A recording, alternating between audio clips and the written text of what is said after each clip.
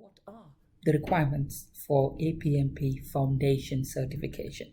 There are four. Number one, you should have at least 1 year of related experience in the bid and proposal environment.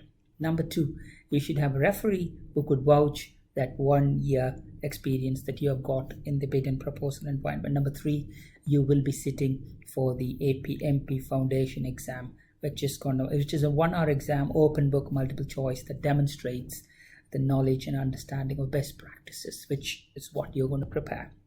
Number four, you don't need to be an APMP member to actually take the exam, but the cost of the exam will actually vary if you are not an APMP member. So those are the four key things that you need to remember to becoming an APMP Foundation certification professional.